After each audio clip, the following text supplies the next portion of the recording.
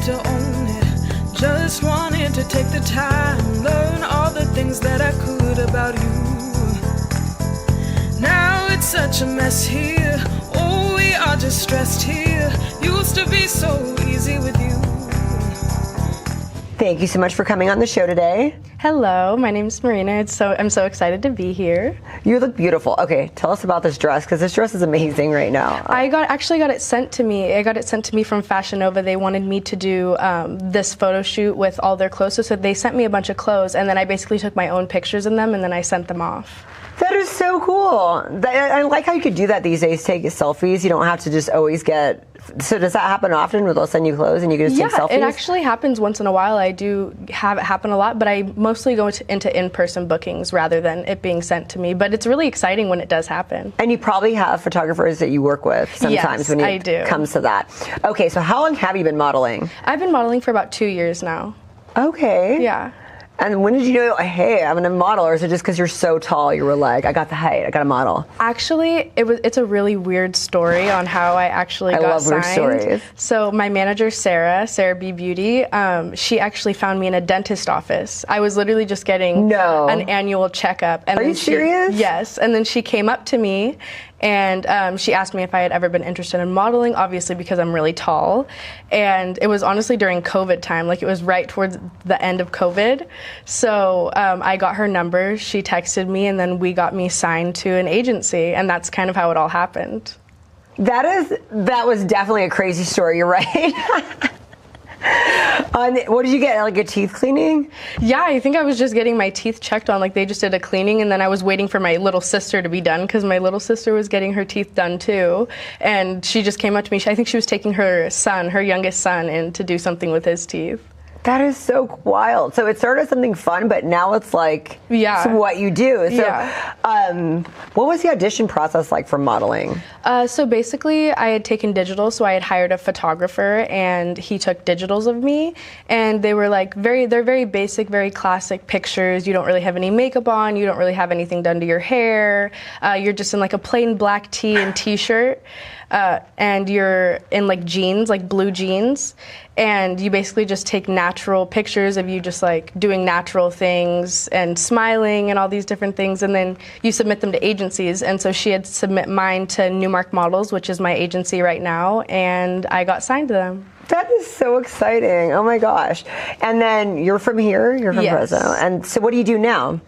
So basically I just make a drive. I drive 4 hours down to like all my jobs or whatever I do. I'm also signed in San Francisco, so I drive down to 2 different places whenever I have work. The one good thing about being in the Central Valley. Yes, is I can go to both. Do you go to school or anything? Yes, I'm actually a full-time student. Right now I go to Clovis Community. I have a couple different classes at different colleges, but I have 7 classes, so I'm on overload. I actually do a lot more than the average student, but I'm seeming to be able to balance that pretty well with my work and my school life. Do you have to go to a lot of in-person auditions, or do you do a lot like virtually, where you do like a virtual audition, send in a tape? I actually don't really do virtual tapes. Most of the time I do go in person, so I'll make the drive to go to a casting. Oh my gosh. Wow, that's incredible. How tall are you, by the way? I'm 6 foot flat-footed. When did you like grow to that height? I've honestly been tall my whole life. So all throughout high school, everything, I was a 5'9" freshman in high school. So I'm 14, I'm 5'9", I'm taller than basically everybody in my grade, even the adults and teachers around me. And kind of every year I kind of just bumped up like 1 inch. So I started 5'9", sophomore year, 5'10", junior year, 5'11", and then I was 6 foot by my senior year. And then I've kind of just stayed there. What about your parents? Are they tall? Nope, not at all. That is wild. I'm taller than both of my parents. My mom is 5'4", and my dad is 5'9". So I am That's taller. like my parents, but I'm short, so that's so wild. It was a freakish, because my sister's short. She's not very tall. She's like 5'4" right now, 5'5", and she's like a sophomore in high school. So. Wow, that is really awesome. So tell us about some of the jobs that you've gotten. So some of my most exciting jobs that I would say were the most fun for me is I worked for Marshmello. He does beats for a lot of the bigger artists and like the rap rap and hip hop like realm, and he has a clothing brand called Mellow Gang, and I got booked for that job, and it was so fun working with everybody. The environment was so nice. I loved the clothing line too. It was really cool. If you check it out on their Instagram, it's really cool. I've also loved working for Avaro Italia. They have these beautiful, stunning dresses, and I've done a lot of runway for them. Their dresses are absolutely gorgeous, but their team, Eva, she's so nice. Everything about it, I love the experience whenever I work with them. Wow. Do they send you ever like to Europe or anything? No, I actually haven't gone to Europe yet, but it's a dream of mine to go there one day for a modeling gig. And so your agents, they're happy that you're here in the Central Valley. I know sometimes people say, well, you should be in New York if you model. You should be here and there. But you're, like you said, you can go to LA and San Francisco. Yes, my LA agency actually wants me to move a little bit closer to LA, just so that I'm there more for casting, so I can go to castings every day. But I just want to finish my education first, and then once I finish my education, I'm probably going to move closer to my Los Angeles agency. Smart girl. So are you getting more stuff in LA than you are in San Francisco? Honestly, it's kind of equal, but I feel like lately I've been working a little bit more in San Francisco, but that's just the last couple months.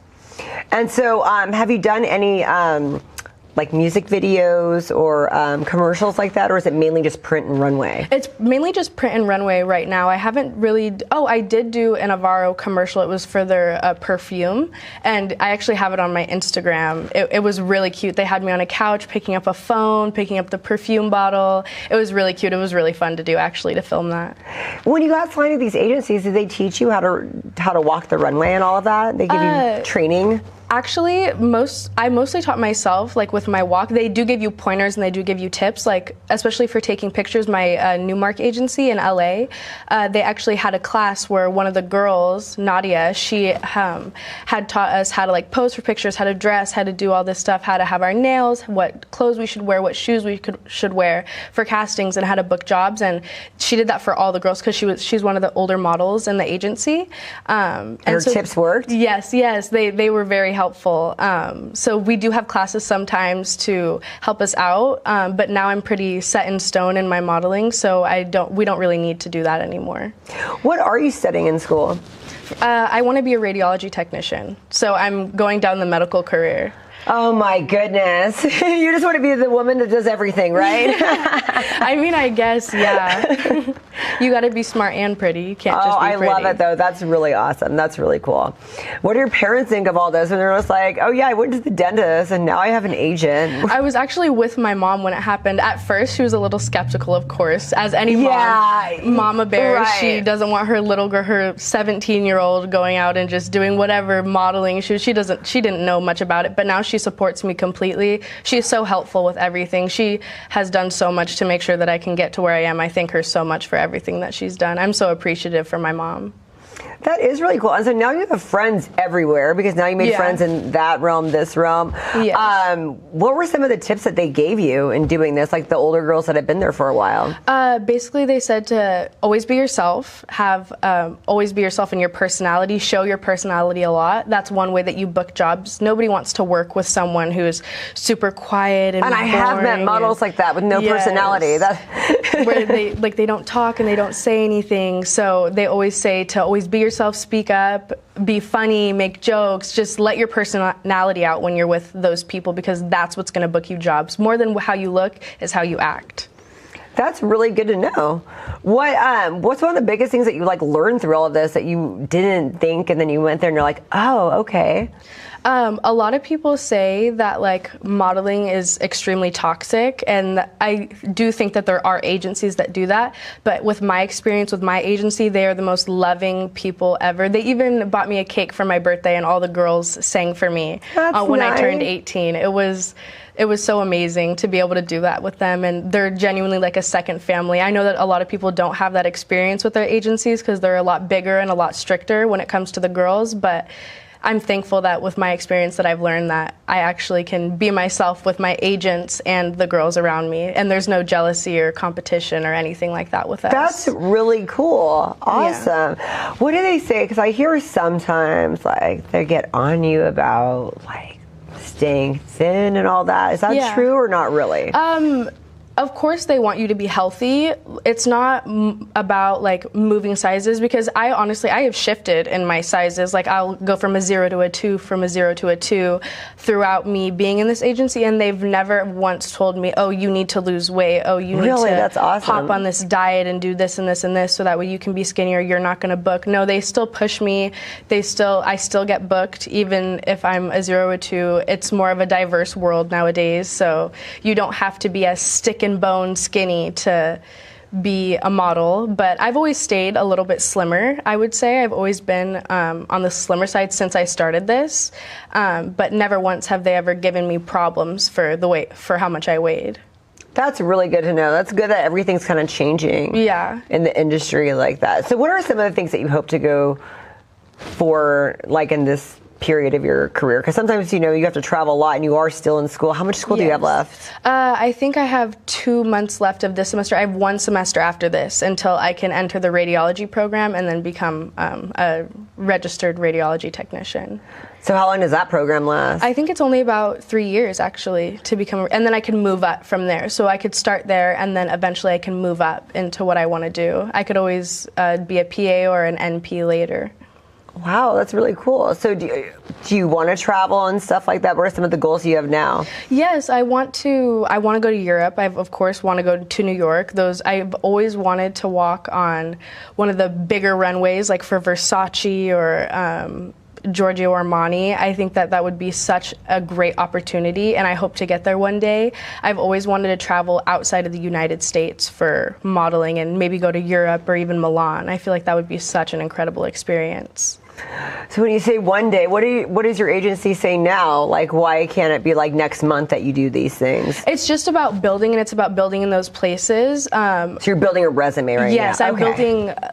It's basically my book. I'm building a bigger book, so that way when I present it, there's more of a likely chance that I'll be able to book those jobs if I go over there. I love that. Okay, this is so fascinating. That's why I asked all these questions, because this is just so exciting. Yeah. So after a while, so what are some things that they want you to have on your resume that you don't have yet? It's basically just more shoots. It's more test shoots. It's just more work. It's to show experience and to show that I have a lot of experience in this thing that we're doing. It's like basically being a model is like being a mannequin, and it's them being able to throw clothes on you and it looking great. So when they look at you, they want to see their mannequin. So that's basically what I'm just building. I'm building up so that way when they look at my book, they can see that's exactly what we wanted to see on her. We see it and we're going to book her. So they put you like in LA Fashion Week and the Mercedes-Benz show and stuff like that? Yes. So I'm actually working on those for next summer. I'm planning to go and do LA Fashion Week, and even my Newmark agency was talking about Miami Fashion Week that I could apply for as well. So yay! Yes. How exciting! Have you met any like famous people yet? There was this one girl that I met during a Kapari event. She was on Dance Moms. I forget her name now that we're talking about it, but she was literally on Dance Moms, and she sings now, and she makes music. Is really big on making music right now. But I realized it was her when I was there. And we even saw, me and my friend Sienna, we had gone to another event, and we saw Rosh Lynch's sister there, actually. Wow. Yes. So you haven't seen. You take your friends from here to go over there sometimes? Yes, because you get a +1, so why not experience it with someone that you... That is exciting. You know, take your friends when you go. They must be like, wow, this is cool. Yeah, I do tend to take my friends when I go to brand events, but usually only one. I usually just bring my friend Sienna. So, and this can be personal, you don't have to answer if you want to, but about how much you get paid, do they make you do a lot of stuff that's like not that much because you're getting your feet wet, or do you get to like demand a certain amount of money, or not really? Personally, I don't demand a certain amount of money just because I love the experience of it.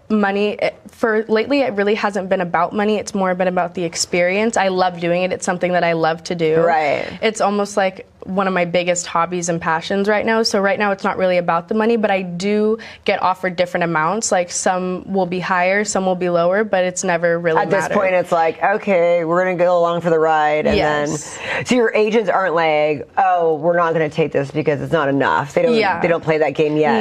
No, they don't. That's good. They're very inclusive when it comes to different job opportunities because it's about getting out there. And where have some other people gone in the past when you like were shopping for an agent and you liked them? Have you seen like their people go really far? Yes, actually, we have a couple girls in our agency that actually have a really high following. One of our girls, Flo, she actually was on, I think she was on Love Island or something like that. She went on Love Island or something. But there are a few girls that actually have a pretty big following in our agency. Do they want you to do stuff like that, or are they like, if these reality shows cast you, are they cool about that, or do you have to? Yeah, I bet they would be cool about that if I decided that I wanted to go. I don't think I'm old enough yet to go on Love Island, but when I am, if I did want to do that, I think that they would think it was a great opportunity for me. Do you have to ask them permission sometimes for stuff, or not really? It's not about asking permission, but it's just about letting them know what I'm doing. Keeping them in the loop, yes, yeah. Keeping them in the loop and letting them know what I'm doing. But they're very supportive with a lot of the stuff. Is there a community at all locally with models?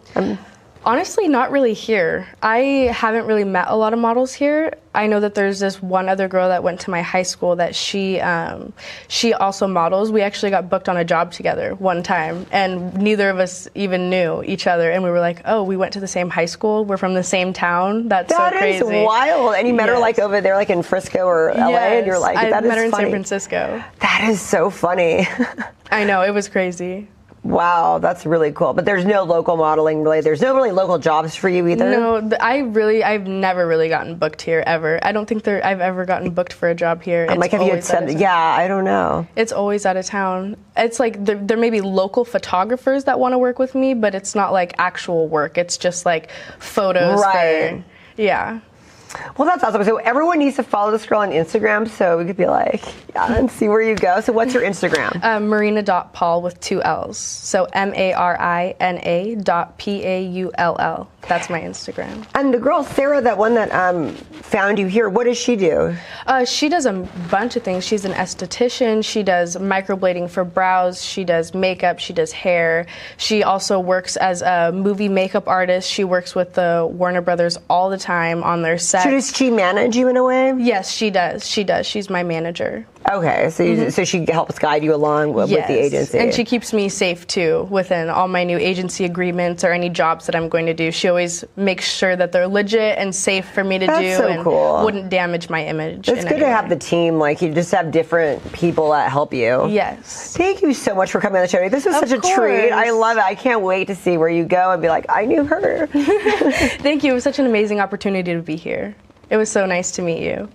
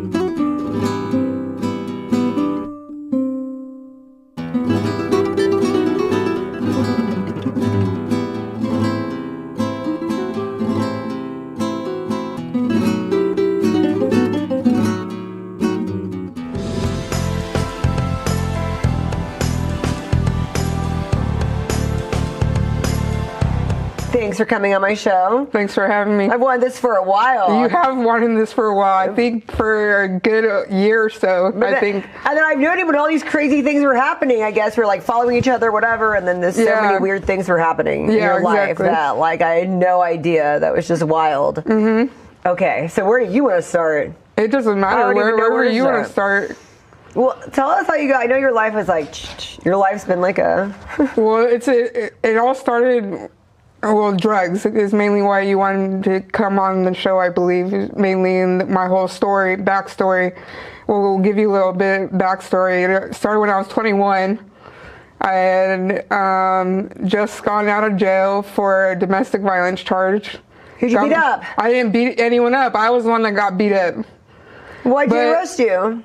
Oh, that always happens. The one that's the craziest. I don't even remember. 1 second I was there at the apartment, and the next I was in holding. So I guess apparently I took all the blame. I don't know why, but I did. I took all the blame. So long story short, in and out of rehabs, you know, trying. So what drug was it? It was methamphetamines. Okay. It was methamphetamines. So in and out of rehab, all of my 20s. All of my 20s I was in and out of rehabs. And you grew up in Auberry? No, I grew up in Madera Ranchos. Madera Ranchos, okay. Yeah, I grew up in Madera Ranchos. I actually went to Liberty High School out there and off of 36 and 12. Okay. I don't know if you've ever been out there, but I graduated there in 2009. And, but yeah, so I totally lost my train of thought right there. Did you get into drugs at Liberty or no? No. I didn't get into drugs until I was 21. Okay. I graduated when I was 19. I didn't get into drugs until I was 21. So I was in and out of rehabs mainly, and I was in and out of my living with my parents or couch surfing with friends. But it didn't get really bad until 2021. During COVID? Yeah, during COVID. During COVID was when it was really, really bad. I had lost my fiance due to her having a brain aneurysm. That is wild. So yeah. She was young and just like she was young. She was younger than me. She was my sister's age at the time, so she was 26. She was young. And she just randomly, the crazy thing is it was Christmas, it was around Christmas time. It was right before it was going to be 2021, so it was still 2020. And she spent Christmas down here with me. She spent Christmas with me. And then I took her, she lived over in LA area, so I took her back to LA, and then I drove back and I went to work, and that's when I got the call that she was rushed to the hospital. And she was rushed to the hospital because I guess she had a stroke, and then that stroke led to another stroke in the ambulance, and then she had to have emergency surgery, brain surgery, because I guess she was bleeding in 2 of her lobes of her brain, and so she had to have emergency surgery. And when she came to, she's pretty much like a vegetable. She couldn't talk. She could remember. She remembered things. Her memory was there, but she couldn't talk. She couldn't move, nothing. And then about 2 or 3 days later, right before it turned 2021, is when she had the brain aneurysm and she passed away. Oh my goodness! Did she do drugs too, or? Yes, we were doing drugs together, but she wanted to stop. She wanted to stop, and she would always I remember like bits and pieces of us fighting about it because she wanted me to get clean, and she wanted me to get clean, but I never had it in my mind to get clean until that year that I lost her. And then you had a job, so that was good. Yeah, I had a job. I was taking care of senior citizens, even though like I feel bad because I was under the influence, of course, but I was taking care of senior citizens. I had as a private caregiver, and I was making pretty good money. And then I lost her back in 2020, the end of 2020, and then the beginning of 2021. I got in a car accident and I got my first DUI, and I totaled my truck in a car accident, in a 5-car accident. It was my fault. 5-car accident, and shoot. Yeah, and it was crazy. That kind of was like a wake-up call for me. Did you get hurt? No, I didn't. I had a big old huge F-150 truck. So I didn't. Did other people get hurt? No. A lady that I hit in front of me, okay, because I was coming up to a stoplight right there on Bullard and Marks. Right here in Bullard and Marks, and I was coming up to the stoplight, and I guess apparently I fell asleep or I nodded off, and I hit the car in front of me. That car hit the car in front of them, and I had a bunch of furniture in the back of my truck. I guess when I hit the car, I swerved off across the center median and into the parking lot. And I guess my tire flew off and hit another car. Oh my goodness. And so that's why they said it was like a 5-car accident, because me, obviously, and then the car that I hit in front, and then they hit, and then the debris hit two other cars, and it was really bad. It was a really bad accident, but I didn't get hurt. Thankfully, the lady that I hit in front of her, she was pregnant, and she got rushed to the hospital. So when the cops arrested me, they told me that we're arresting you for felony DUI and possibly vehicular manslaughter. And I was like, what?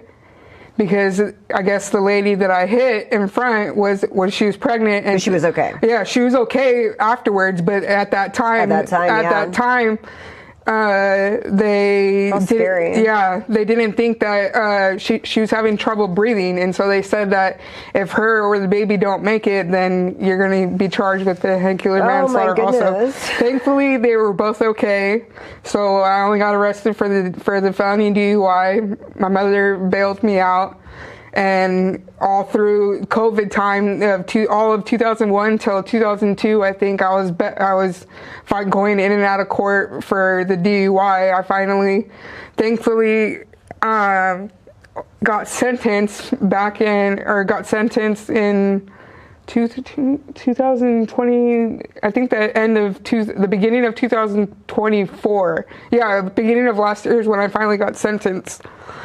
Or whatever, and I was put on probation and felony probation, and yeah, that whole year was just of 2021 was back to back, just bunch of bullshit. Yeah, I lost my fiance, I got in the DUI, and then I was out on the streets that whole year of 2021. I was out on the streets.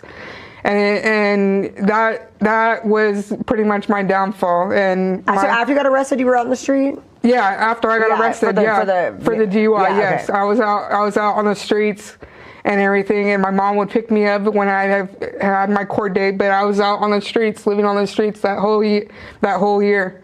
Wow. Until September. September is when I had enough of it, and I talked to my mom, and she got it set up so where I went to San Francisco, and I would go to rehab in San Francisco. Wow. Okay, we did a little bit of a segue where you're talking about when you were 21 and getting out of jail for the domestic assault thing. Mm-hmm. So what was the point on that story?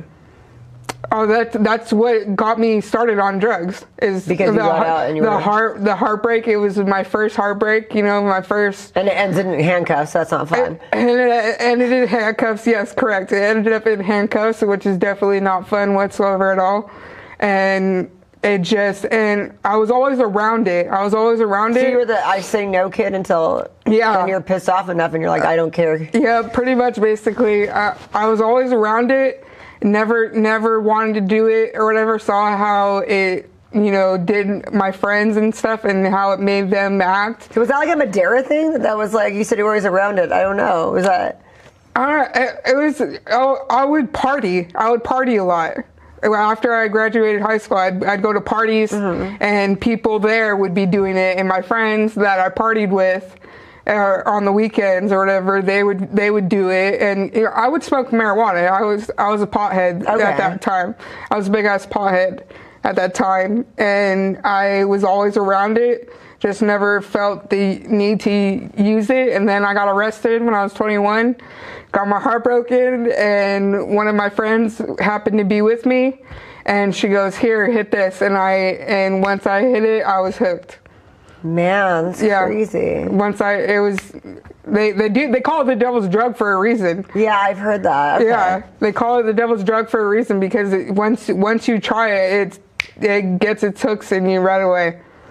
Wow. Okay, so Fast forward now it's 2023 when you go to San Francisco? No. This was 2021 still. Still San Francisco though? I'm going to go. Yeah. So, okay. So San Francisco, you're going to rehab finally. You talk to your parents. Your parents are like, we'll help you as long as you go to rehab. Yeah. They said, we'll give you one last chance.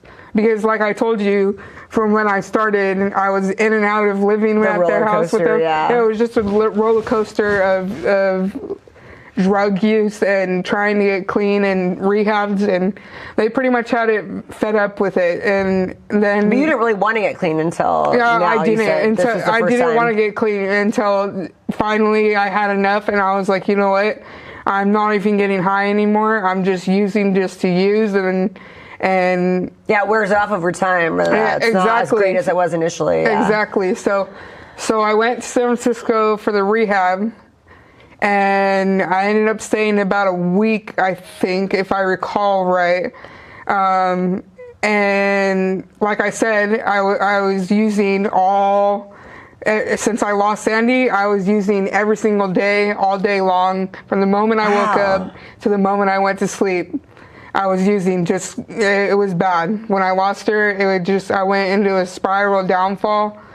And then I finally so I went to San Francisco, but I went without detoxing. So I went cold turkey. Is that normal though? Or like what's the process of rehab? Do they let you detox or they don't? Or how does it work? No, the process of it is they usually detox you. And in rehab? Yeah, in rehab. And detoxing usually it depends where you go.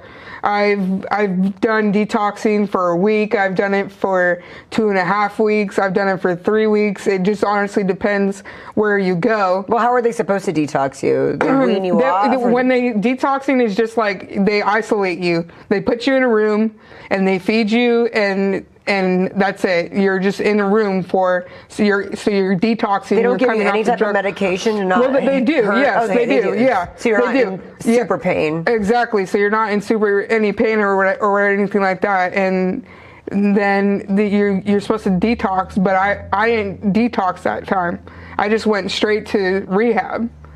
And so why didn't they put you in the detox area? Because this type of didn't have it. No, they do, but it's two separate things. And so they were thinking that I had already gone through detoxing, which I haven't. Okay. And so I went there and I spent about a week there, and while that whole time I was coming off of the drugs. And so I was sleeping a lot. You sleep a lot when you come off of methamphetamines. You sleep a lot.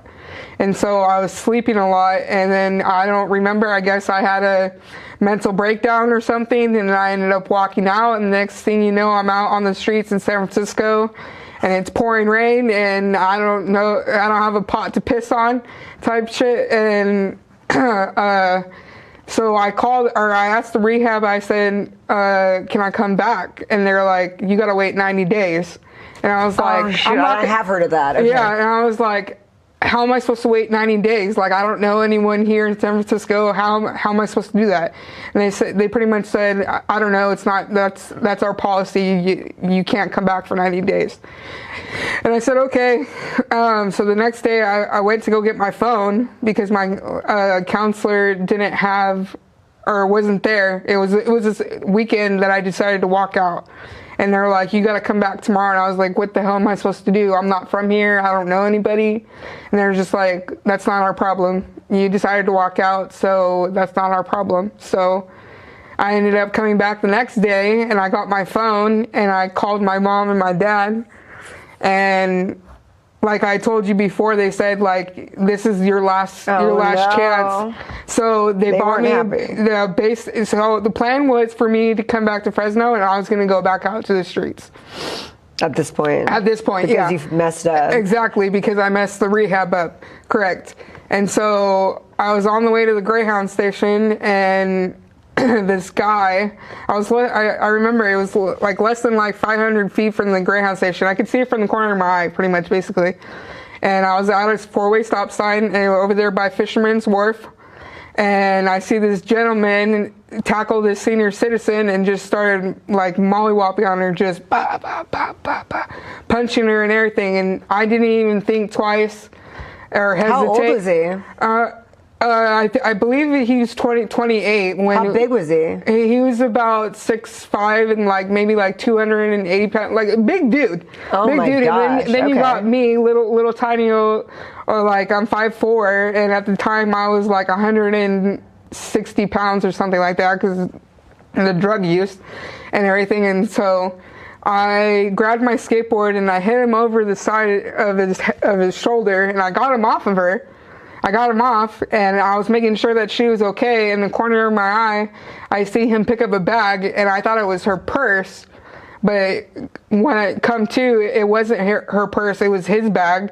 But at the time, I thought it was her purse. So I took after him on my skateboard, caught up to him, got in an altercation, ended up getting stabbed 3 times. You saw him pull out a knife and everything? No. All I remember is, when I think about it, all I remember is me telling myself to cover my head because I was on the ground and he was going like this and he was kicking me in my head, and that's all I really remember is protect your head. You're getting your ass whipped, just protect your head as best as you can. Right? There's not really much you can do at that time. So, and then I remember coming to. I remember I was wearing all white, and I remember coming to, and I couldn't breathe, and I was gasping for air because I couldn't breathe because I had a collapsed lung and a punctured lung. And I looked down, and all I see is red. You didn't even feel anything? No, I didn't, because the adrenaline rush and everything. And then I looked down, and all I see is red, and I'm like, what the heck? And then I bits and pieces is what I remember, and the next thing I remember is I'm in the ambulance and I'm just like, I don't want to die, I don't want to die, I don't want to die, and I just remember bits and pieces. And then I get to the hospital, the emergency room, and they stitched me up or whatever and got me so I'm not bleeding it out or anything. And then the cops came to take my statement and all that, and they're like, do you think you can ID the guy that did this? And I was like, for sure, for sure. And they're like, okay, well, we think we have a guy in custody and we think that he's the one that stabbed you. Do you think you could do I forgot what they call it, but it's where you're on one side and then he's on the other side, and then they ask like you could see them, but they can't see you. So you had like 6 men line up? No. It was just him. And I was still in the hospital, and they said, is that the gentleman that stabbed you? And I said, yes. And they're like, are you sure? And I'm like 1,000% positive that was the guy that stabbed me. And they're like, okay. So they took him off or whatever, and I stayed in the ICU for I think a week. And I had like multiple procedures. You were detoxed by that point. Oh yeah, for sure. For sure I was detoxed by that point. But they had me all numbed up on other stuff, because I was stabbed. And then I had a laceration to my liver. I was bleeding internally, and I had a collapsed lung and a punctured lung. And so like I had to have a chest tube put in because I had fluid and blood in my lungs. And so I had to have I'm very lucky to be alive, to be honest with you. Very, very, very lucky. What was the recovery? You spent a week there, and then what was it like afterwards? I was a week in the ICU, and then I spent a couple days in the hospital because my white blood cells kept spiking up. So that's your white blood cells is if there's an infection. So it kept going up, and so they didn't know where the infection was coming from. So they were keeping me for observation, but I was in the hospital part by then, and ended up being a abscess on my elbow. But I think I stayed the weekend there, and then my parents came down and they got me and then brought me home. Wow, what a story. Yeah. And now you're alive today. So what happened to the guy? So they ended up arresting him that day. His dumbass went back to the crime of the scene. And someone's, it was broad daylight, so someone was I heard they always do that. It was broad daylight, and so someone pointed him out and was like, that's the guy that did it. That's the guy. And so they arrested, and he was trying to fight the the cops, I remember when I ID him, they had a spit bag over his head, because I guess apparently, and they had him not hog-tied, but handcuffed his wrist and his ankles, because I guess he tried running and he like ended up hurting a policeman in the process. So he was going in and out, or not in and out, but court dates, and I was doing Zoom. But last year, finally, when they finally were doing, because COVID kept pushing everything back. So finally, last year around July, I believe, if I remember correctly, is when I had to go down there and I had to testify. And I saw the guy again and everything, and I had to tell my story of what happened and all that, and have to relive it. Was the old lady there? The one she was there. A bunch of other people that I saw that were witnesses. They had like a huge, long ass list of witnesses, because the guy it was broad daylight. And like I said, everything got on camera. So when I was testifying, they were showing me and everything, and you could see, bright as day, you could see him standing over my body, and him just. Was that weird to see the video? It was weird. Especially because you don't even remember. Exactly. It was very traumatizing, I guess you could say, because just seeing it, and I did get a little teared up at court and everything, but it was trippy seeing it. Like, it literally, you could see me going up to him, and then him punching me and me getting on the ground, and then him kicking. Like, literally, see, the whole thing is on camera. The whole thing got caught on camera. Wow. Yeah. So what did he get served with, sentenced with? He got sentenced he got 15 years, and he got attempted murder on me, the attempted murder charge, and then assault with a deadly weapon for me also, and then he had a bunch of previous charges, and he had a bunch of warrants out for his arrest, so they tackled those on top, and he got a total of 15 years. Wow, that's crazy. So how is everything now? Are you sober today? Yeah, I'm sober today. And you get along with your family? That's awesome. Yes. We just moved into a new home, and it's a smaller house, and so my dad built the garage into a room, and that's where I'm staying. So it's pretty cool. It's pretty chill. That's so cool. It's so cool that you get along. So what do you say to people that are trying to get sober? It's such a roller coaster. You have to want it. If you don't want it, people force you. You can't do anything. People force you. You can't. I mean, out of all those years that I did do it, or that I tried to get clean and all that, it was because my mom and my dad gave me an ultimatum, or a girlfriend that I was dating at the time wanted me to get clean and said I'd break up with you if you don't get clean. I never wanted to get clean for myself. So, do you like being clean now? Yeah, I love it. I prefer this side of me, the addict. I'm always going to be an addict. That's always going to be a part of me.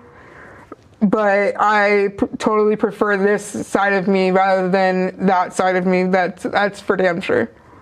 That's such a great story. What's your Instagram so everybody can follow you? It's Stud Muffin 2009. And people can talk to you about any kind, because I'm sure people are struggling every day and we just don't even know it. Yeah, of course. People always think like you just know if someone's a drug addict. It's like, no, they walk among us. Like, you got a job. It's not like, that person's a drug addict. You can't tell. In my time of using, I've seen doctors, I've seen lawyers, I always hear that, yeah. And you would think the people that you would think isn't using or aren't drug addicts are drug addicts. Wow.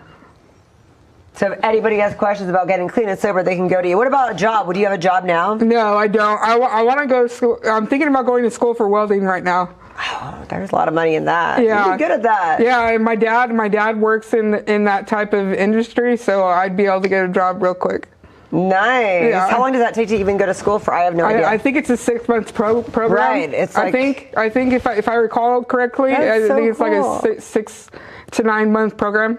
Well, I hope you do. You'll have to come back next year and tell us like where you are. For sure. And that book that you're gonna write. Oh yeah, I know. I need. My dad told me, he goes, "You're a cat with 9 lives." Like, that's for sure. It's like 50 Cent right here. Yeah, like, yeah, exactly. Thank you so much for coming on my show Yeah, today. no problem. Thanks for having me.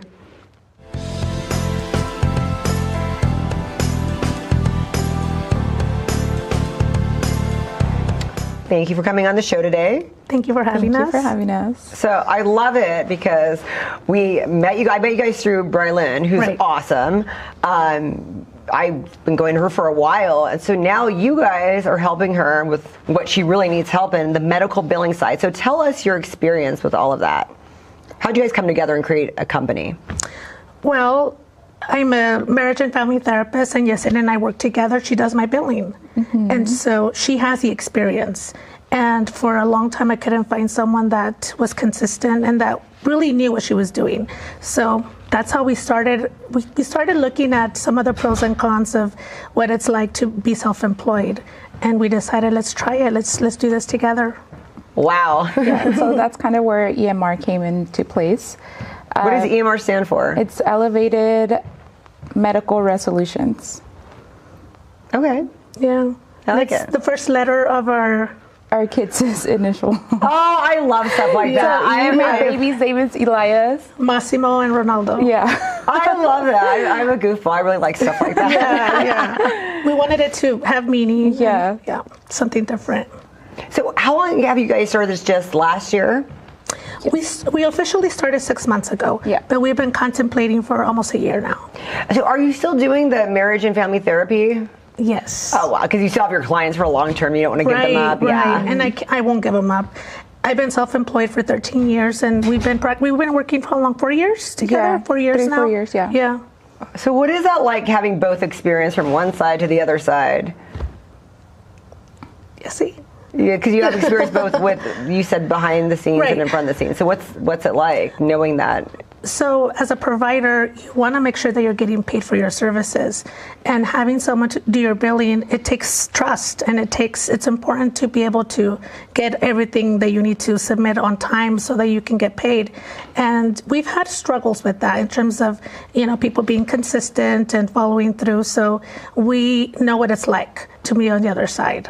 Yeah, I mean, anybody can bill, but like the follow-up, you can just bill and you don't even know if you're going to get paid or not. Because you're working with insurances, right? That's the problem. Insurances. It's not like you just go after a person. You have to go after, Yeah.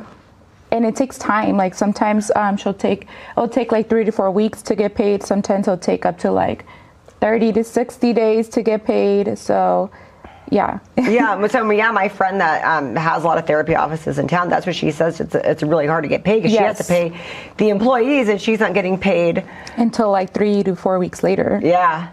And so the staff needs to get paid, and you're not getting paid. What do you do? Right. Yeah. So I think that's where, our whole thing with wanting to start the medical billing company, just because when I started billing for Blanca, I also saw a lot of unpaid claims, and then we met someone that has their own medical billing company, and she has a whole team and all that. I mean, she's been doing it for so long, and we've seen how successful she was.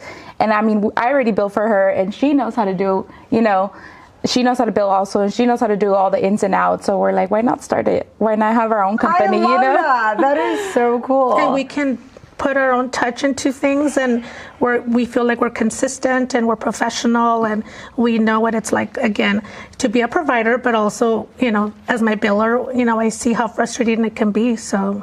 Yeah, one of my best friends, she had gone to medical billing school for it, so I know it's really tedious. There's a lot of moving parts involved in it. Mm-hmm. So what was your experience in medical billing before all of this, before starting your own company? So I used to work for an insurance company.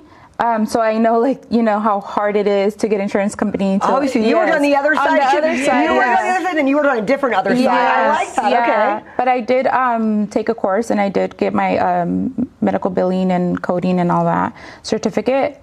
So then when I started working with Blanca, well, it's a little bit easier because it's a therapy, so it's not all kinds of codes.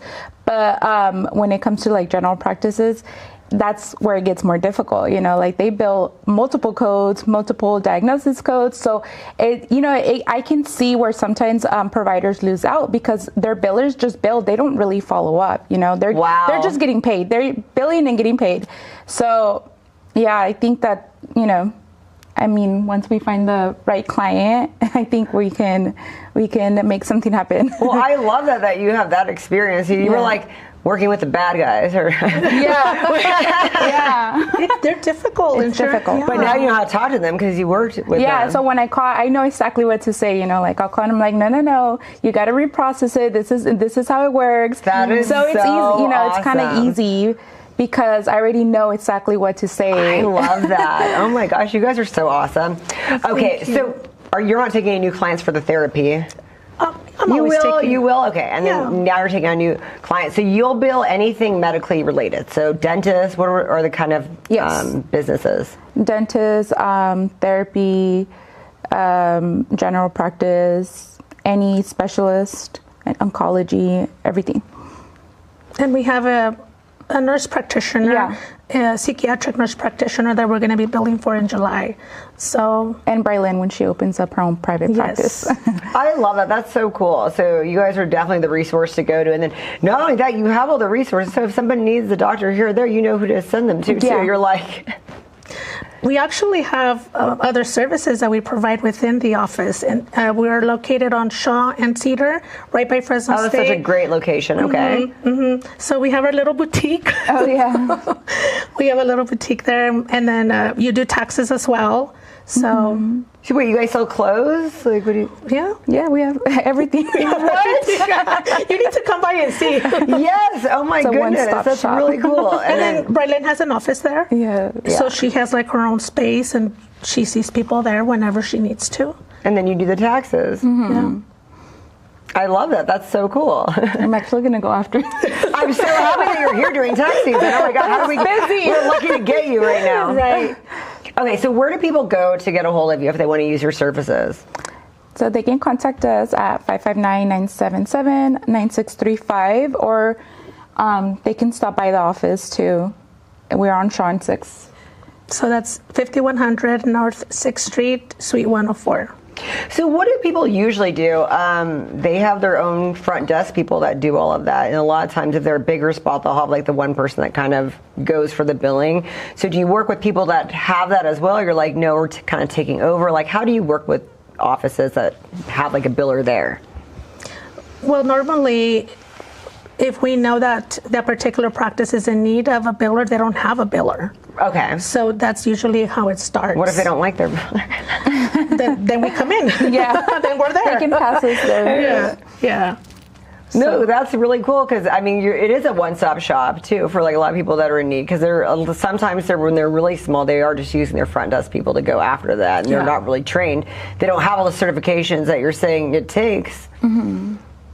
And then what do you think going on this side of it? I don't even know why you'd want to do this, but you know, we're awesome, entrepreneurs and we have children and we want a better quality of life. And if we don't try, how are we going to know? Yeah, right? no, I think it's awesome that you want to do this, but I'm just saying that's totally doing a different side of it. And then I'm sure you've had frustrations in your life kind of like working with those. So you know how to help a need that you always needed. Absolutely. And I can help reassure that I've been on the other side. I know what it's like not to, get paid on time. Not to be able to pay your staff because you didn't get paid. Yes, and you don't get paid until, a month or two later? Yeah. So why is it like that? I mean, is there a way that the process will ever get better, or that's just the way it is? So some insurances have like 30 to 90 days. Oh, wow. So you can really get... Yeah, and you can imagine how many, patients, clients, everything. And I'm sure they're always understaffed. So, I mean, if they have that grace period, they're going to take their time. And then you work with the front desk people at some of these other offices. We both do. Yeah. Because I know some people it was weird because I was friends with like both parts of like a therapy office. I was friends with the person that owned the office, but then I was friends with people that were going there and using her services. And one of them was like, "Well, I haven't gotten paid." She goes, "Don't say anything. They haven't billed me in like forever. I don't want them to know." And I was like, "Okay." But then I'm like, "Oh my gosh!" Like their person's not doing their job because they weren't even getting billed. That person had insurance, so it was really just going after the insurance. So when you find out about things like that, what do you do? Who's falling asleep at the wheel there? Well, before we even help, a provider, we do an assessment. So we assess the situation, we assess where they're at with their billing process, and do they have a process? Do they give you the paperwork so you can kind of go through it and stuff? Yeah, so they're supposed to give us the procedure codes and diagnosis codes. Okay. What was performed that day of the visit, and then we bill it. And then we follow up with the insurances to make sure that they got paid. Well, I'm saying when you say the assessment of what they've already done, how you're going to go back and look at how things have been done, huh? And then when you're like, wait, how come this person didn't get billed? Are you like, yeah, red marker this, like what? And then you have 90 days to bill from the date of service. And if you don't bill within that time frame, you just automatically are not going to get paid. That claim is just... So if they're like my friend that was kind of skating by or whatever, that means that person was just not... That is interesting. And it's frustrating, I think, for a provider and for, a person that's receiving services too. Well, especially the person that probably didn't know that they weren't getting, you know what I mean, the person that runs everything like you were, and then to see like somebody fell asleep at the wheel, now they're not going to get paid on that at all. That's a big loss. You really do provide a big service. We try, and I feel like we're pretty good at holding each other accountable, right? And so we have a process that's set, a policy and procedure that we use in order to bill and follow up and make phone calls to insurances. So we try to stay on top. And then do you guys have an Instagram or Facebook we could follow you on too? We're not that big yet. Okay, we'll follow the personal. Do you guys have? Well, you probably have one for the other practice for the marriage and family. Actually, I don't. You just have a personal one? I don't even have a personal one. I know. Well, you give us no, that's fine. You give us a number, that's fine. We can call you, so that'll work out. Well, what about for the boutique? We're working on a website. So once we have that ready. But what about the boutique? Do you guys have information for that, like an Instagram for that at all? We don't. We were. I have a Instagram page for the boutique. Okay. It's called Chic Boutique. Okay. I need to come in on that. So that's why you ladies are dressed all nice, because you're so you have the clothes. I'm like, I should have gone there today. I need to go there. So it's just like ladies fashion, I take it? Okay. Yeah, accessories. Yeah. Oh gosh, I love accessories. Okay, well I'm definitely gonna come there. The one-stop shop, and then very affordable. That's what so it's a chic boutique, and then you do taxes. I know this is your busy time now, but like the people that are like late filed or whatever, post-size, I bet you answer a lot of questions of people that somehow messed up or whatever. Or yeah, we can file extensions for those that are not ready to file, because the deadline is April 15. So we can file an extension, and they have till October 15 to file their taxes. You're the money girl. You just know everything about forms. And that's something I hate. I hate filling out forms and whatever. You're like the person I need in my life. We'll take care of you. Yeah, send me your taxes. Oh my goodness. Do you see when you start getting that information, I know we're sidebarring here, do you see that a lot of people did stuff wrong in the past? Like when you go over there, what were some of the biggest mistakes people have made in the past? Well, when we get new clients, a lot of them, like, oh, okay, why am I getting a less refund? And then we're like, okay, can you show us like exactly what your last person, did? And then they bring these forms, and it's they commit all kinds of fraud, So and they had no idea. Yeah, they don't. But because to win them over as a client, then for them to get like a bigger refund, I mean, I don't know what they do. They do all kinds of stuff. Put all kinds of businesses right off. It's just a lot. It can get messy. Oh my gosh. And then when you tell people, hey, this shouldn't have been, what do they do? What are they're like? They either get upset, or they're happy that, they found somebody that is not committing fraud and that they can trust.